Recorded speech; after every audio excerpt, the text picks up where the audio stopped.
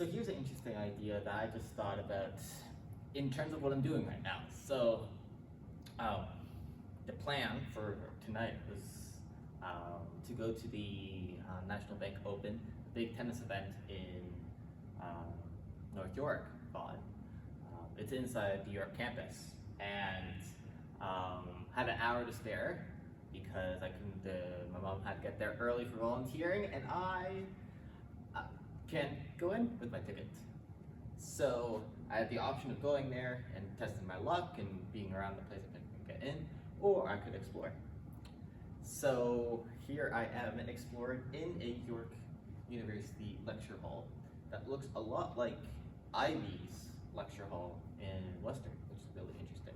The thing that I was thinking about is exploration. Because I seem to have this kind of knack and this drive to kind of go to different places and to see what is up.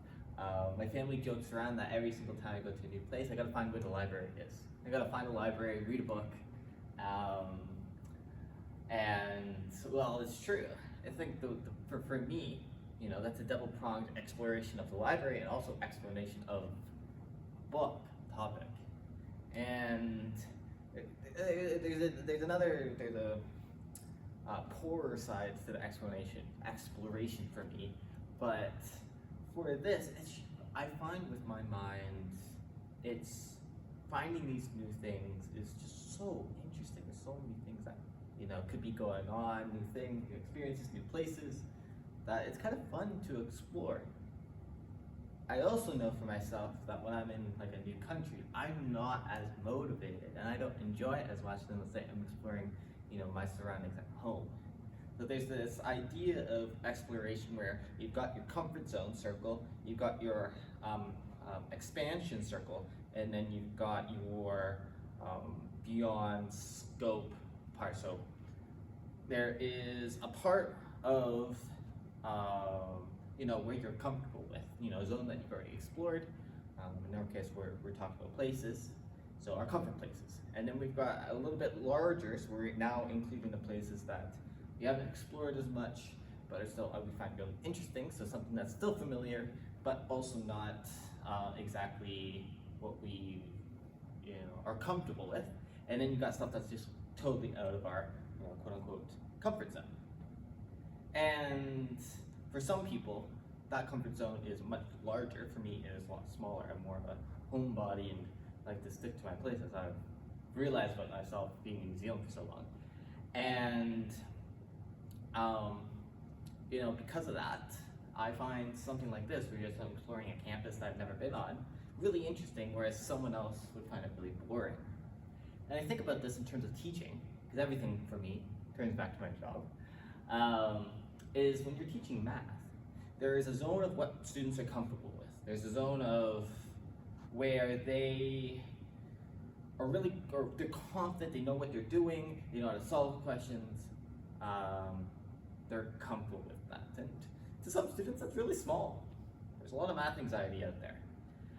And then there is the zone where if I taught a lesson about calculus to a grade 10 class, even if I did it in a way that they would be able to use their abilities that they have and their skills that they already have to understand it, there would be so many people who would be lost because it's beyond what they're comfortable with.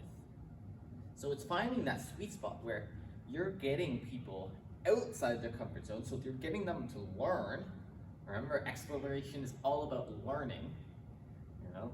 The people back in the day, Christopher Columbus came to the US to learn, what was there, for other alternative reasons too. And for students in math, we got to start with something that they know, and then we got to broaden it just a little bit to something that they don't know. Still keeping it familiar enough so that they know, or they feel comfortable, or they can connect to what they already know to what they are currently learning about. But we can't do it too far to where it's getting them lost. And in a class of 25, it's impossible to match all of them, but that is how you can be a really effective teacher, is when you're able to push students just a little bit beyond what they're comfortable with, but not too far that you scare them off. Because I bet you, when they get exploring and they're finding out and they're going to new places and learning about new things without getting too scary, that's when they really enjoy the learning process.